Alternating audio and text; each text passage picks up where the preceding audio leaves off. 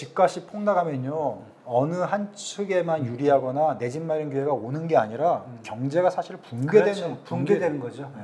뭐 보수 정권이 됐건 진보 정권이 됐건 어느 정권이 돼도 급격한 집값 하락은 막을 수밖에 없는 거예요. 왜냐하면 경제 시스템을 유지를 해야 되기 그렇죠. 때문에 급격한 집값 하락은 정책적으로 막을 수밖에 없습니다.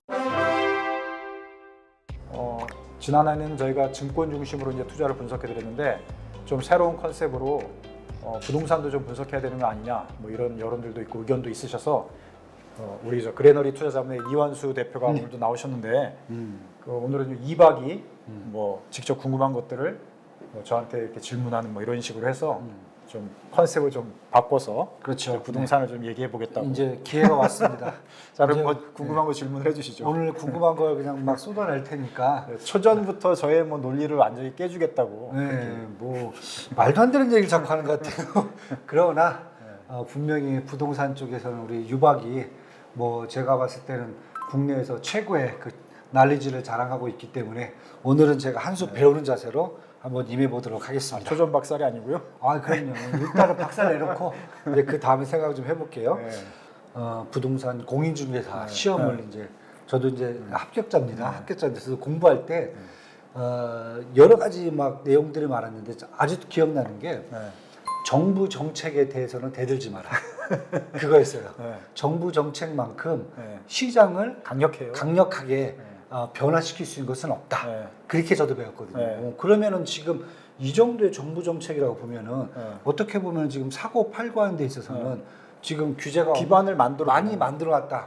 네, 이렇게 지금 보여주고 있거든요. 그럼 다 좋아요, 다 좋은데 그러면은 저도 이제 뭐 집을 또 알아봐야 되고 막 이런 사람 입장에서 그럼 올해 서울에서 관심을 가질 만한 지역이라든지 아니면 아파트를 사는 게 좋은지 아니면 오피스텔 사는 게 좋은 건지 상가를 사는 게 좋은 건지 만약에 투자라든지 실수요 관점에서 어떤 게 좋은지 한번 이런 것도 한번 우리 투자가분들한테 한번 얘기를 좀 해주시죠. 네, 그거는 참 어려운 부분이긴 한데 왜냐하면 저는 이제 투자자문사 대표도 아니고 투자자문사 부동산 잘 알아요. 저희 PF를 하지. 그리고 제가 이제 뭐 부동산 사업을 하는 사람도 아니고 다만 이제 부동산에 대한 시장에 관심이 있어서 이제 보고 있고 또 이제 기사 컨텐츠를 많이 다루고 있다 보니까 이제 조금은 이제 알고 있는 차원에서 참고로 이제 말씀드린 거예요. 그럼 결국은 이런 아까 얘기했던 혜택들이 많은 지역들이 유리한 거 아닐까요? 아, 당연하죠. 그래서 제가 이제 말씀드린 거는 투자 상품 부동산은 올해는 좀 그렇고 올해는 이제 실수요 중심으로 움직이는 시장을 봐야 된다. 실수요로 봐야 된다. 그다음에 또 한 가지 유념해야 될 건 뭐냐면은 계속 제가 강조하는 부동산 정책 변수, 정치 변수가 중요한데 자, 윤석열 대통령 요즘 뭐라고 말합니까? 글쎄요, 뭐 떡볶이 드신 것밖에 잘 안 보여요. 일단 증권 쪽 먼저 말씀드리면 자, 일단 공매도 금지시켰잖아요. 증권 시장 활성화 차원에서. 그다음에 대주주 양도세 50억으로 올렸잖아요. 10억에서. 그다음에 최근에 뭐라고 그랬어요? 저기 금투세 폐지. 금융투자소득세 폐지하겠다. 그거 뭐예요? 대통령이 나서 가지고 투자 시장에 여러 가지 장벽들이나 요소를 제거하겠다는 거잖아요. 그렇죠. 네. 그거는 증권 시장에만 해당되는 게 아니라 부동산 시장에도 똑같이 해당이 됩니다. 그러니까 이걸 연장을 해서 이제 얘기를 하면 뭐냐면 이건 대통령이 직접 한 거예요. 재건축, 재개발 시장을 원점부터 재검토하겠습니다. 이걸 원점부터 재검토하겠다는 게 뭐냐면 지금 각종 규제로 해가지고 사업이 활성화가 안 되는데 그냥 싹 없애겠다. 이 말을 다르게 표현하면 다르게 표현한 거예요. 네, 원점부터 재검토하겠다. 또 뭐라고 얘기했어요? 도심 주택 공급을 확대하겠다. 도심 서울시 안으로. 아니 제 얘기가 아니라 대통령이 한 얘기죠. 대통령이. 그 다음에 이번에 이제 새로 임명된 박상우 국토부 장관 뭐라 그랬어요? 이념적으로 하지 말고 활성화시키는 방향. 시장을 활성화시키고 시장의 그 원리 원칙적인 어떤 그런 개념으로 시장의 원리대로. 계속 어디에? 계속 어디에? 그러니까 뭐 대통령 계신 곳이야? 그러니까 추세가 여기도 이제 박 장관도 그 도심 주택 공급을 활성화하겠다. 재건축 재개발 원점에서 재검토하겠다. 도심이라면 딱 눈에 띄는 데가 거기잖아요. 그 용화대 근처. 아니 그러니까 이제 그래서 정치 변수를 이렇게 쭉 살펴볼 때 또 정치의 계절로 봤을 때 이건 이제 뭐 뇌피셜이기도 하지만 지금까지 나온 정책들을 가지고 예상을 해보는 거예요. 그리고 말한 걸 가지고 예상을 해보는 거예요. 그러면은 정부 여당 차원에서 소위 이제 말해서 강남 3권은 표심을 잡았다고 생각을 하고 그렇죠. 거기는 어차피 잡아놓은 물고기니까 그 경합 지역이나 경합 지역. 약간 열세인 지역에 그 표도 없고 그 물론 표만 계산하는 건 아니지만 시장을 활성화시켜야 되고 이렇게 따지면 뭐 강북 언저리에 있는 도심권에 있는 그다음에 강북 일부 지역 이런 쪽에 사실은 많은 정책적인 무게를 둘 가능성이 높다고 보죠. 재건축 재개발을 하더라도 그다음에 최근에도 보면은 오세훈 시장 그 이제 어나운싱도 잘 유심히 볼 필요가 있어요. 그래요? 네, 오세훈 시장도 원래 지금 재수해서 두 번째 시장하는 거잖아요. 그래서 오세훈 시장이 네. 전임 시장일 때 하다가 추진하지 못한 거를 다시 시장하면 하고 싶겠어요, 안 하고 싶겠어요? 하고 싶겠죠. 그러니까 오세훈 시장이 항상 관심 있는데. 전임 시장 때 하고 싶었던 게 뭐예요? 한강 르네상스 개발. 르네상스. 그다음에 뭐 용산 용산. 국제업무지구 뭐 네, 했는데 다시 시장이 돼서 지금 하잖아요. 그러니까 지금도 보면 한강 이 수변 쪽 재건축 뭐 이렇게 하면서 여의도 쪽 재건축 단지들이 지금 난리가 났잖아요. 그렇죠. 그럼 이제 마곡하고 은평은 날아가는 건가요? 아니 이제 제껴지는 건가요? 아니, 거기는? 날아간다고 말하기는 그렇지만 어찌됐건 전체적으로 그런 수혜를 보지만 조금 더 앞서서 또 관심을 받을 지역은 그렇게 이런 쪽이다. 대통령과 시장이 시장이. 또 국토부 장관이 말하는 거를 유심히 보면서 어디에 무게를 둘 것인가. 그러니까 그런 게 조금씩 보이잖아요. 그러니까 압구정 재건축도 지금 다시 뭐 이렇게 해가지고 분위기가 모아지고 있고 여의도 재건축은 뭐 말할 것도 그렇죠. 없고. 요즘 막 불야성이죠. 그다음에 이제 용산을 중심으로 한 강북 주변 지역들, 도심의 주변 지역들, 뭐 재건축 재개발 지역들은 눈여겨 볼 필요가 이제 생긴 거죠.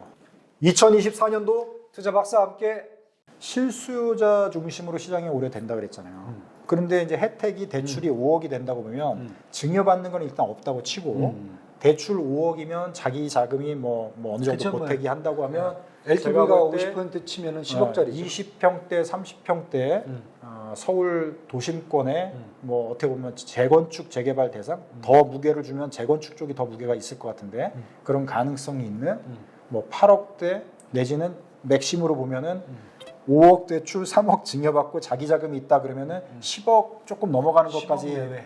그 정도 나올 매수도 것 같아요. 가능하잖아요. 그렇죠. 형성이 되잖아요. 그 정도까지 그러면은 밴드가 나오잖아요. 밴드가 나오네. 8억대에서 10억 넘는 어느 그 가격대에 20평대, 30평대 아파트가 어디 있는지 어디 있는지, 어디서 만들 수 있는지 그렇게 건설할 수 있는지. 보니까 결국 강남보다는 실수 중심으로 어차피 올해 시장이 움직일 거로 예상을 하기 때문에 제가 볼 때는 그렇게 따지면은 그게 어느 쪽 지역의 아파트들이 또 이제 빌라 같은 경우는 뭐 전세 사기 많이 나오니까 그렇죠. 또 사람들이 두려워하니까 아파트 중심으로 또 신축은 좀 가격대가 너무 높을 수가 있으니까 이렇게 보면 대략의 이제 물량들이 나온다고 보죠. 그리고 이렇게 얘기해야 되면 다시 또 마용성이 또 부활하는 건가요? 그러니까 이제 제가 예측을 하는 거는 현재 추세가 정책 변수, 정치 변수를 감안하고 금리 하락을 감안하고 그다음에 정부가 지금 내놓은 정책 카드를 봤을 때 신혼부부 젊은 층이 자금 가동력이 생기는 이런 상황에서 과연 그러면 어디 집이 수혜를 받을 것인가? 실수요 중심으로 움직일 수밖에 없다. 가격대는 어느 정도 이렇게 나온다. 이렇게 분석을 할 수밖에 없는 거예요. 그렇죠. 2024년도 투자 박사와 함께 뭐 우리가 계속 이 유튜브에서 비관론자분들도 많은 것에 대해서 조금 우리 유박이오는 좀 균형을 잡아준 것 같아요. 왜냐하면 그쪽 얘기만 보다 보면은 사실 한국을 떠나야 되는 그런 상황이 되거든요. 그리고 이게 집값이 폭락하면요 어느 한 측에만 유리하거나 내 집 마련 기회가 오는 게 아니라 경제가 사실 붕괴되는 거죠. 그래서 급격한 집값 하락은 좋지가 않아요. 집값이 하락한다고 해서 결국 살 사람은 또 없어지거든요. 마찬가지입니다. 그래서 내 집 마련을 할 사람도 집을 살 수가 없는 상황이 돼버리고 그렇죠. 당연히 이제 집을 갖고 있거나 다주택자들은 더할 나위 없이 뭐 당연히 재산상의 손실을 보는 거고 국가 경제 시스템 자체가 붕괴되는 거기 때문에 급격한 하락은 그게 뭐 보수 정권이 됐건 진보 정권이 됐건 어느 정권이 돼도 급격한 집값 하락은 막을 수밖에 없는 거예요. 왜냐하면 경제 시스템을 유지를 해야 되기 그렇죠. 때문에. 그러니까 지금 꼭 정부 여당이 보수 정권이기 때문에 집값 하락을 막는다 이런 개념이 아니라 그게 진보 정권이라 하더라도 급격한 집값 하락은 정책적으로 막을 수밖에 없어요. 그러니까 연착륙이 필요한 거죠. 그러다 보니까 지금 현재 특히 올해 같은 경우는 정책 변수, 정치 변수를 많이 쓸 수밖에 없고 그래서 급격한 집값 하락은 올해 벌어지지 않을 거다. 이렇게 저는 예상을 하면서 실수요 중심으로 시장이 간다. 결국 업계 분들은 연착륙을 원하는 거네요. 설문조사가 제가 보기에는 희망이 많아요. 연착륙을 될 수 가능성이 높아지고 현재. 보통 이제 소폭 상승 전망 아까 이제 상승이 있냐고 물어봤어요. 소폭 상승을 전망하고 이제 금리 조금. 하락에 대해서 기대감을 많이 갖는 그 전망들은 그렇죠. 대부분 이제 업계 쪽 업계 기관 쪽에 계신 분들이 그렇게 전망을 많이 하죠. 그렇죠. 알겠습니다. 오늘 또 엄청난 우리가 정보를 네. 이렇게 또 얻어낼 줄은 저도 몰랐습니다. 아 그래요? 네. 왜냐하면 사실 일반적인 투자가들 입장에서는 뭐 증권 쪽에 계신 분들은 솔직히 말씀드리면 증권 쪽에 계신 분들 이제 PF 쪽을 많이 보기 때문에 이 상태면 올해 이제 뭐 전반적인 한국의 부동산이 망가질 수 있다 이렇게도 볼 수 있고 요거 연관돼 갖고 그럼 집값 떨어지고 그러면은 집을 갖고 있던 다주택자들의 어떤 소비력이라든지 이런 것이 떨어지니까 결국은 경기도 더 침체로 갈 수 있고 이게 다시 또 한 바퀴 돌아서 계속 사이클 돈다라고 그러거든요.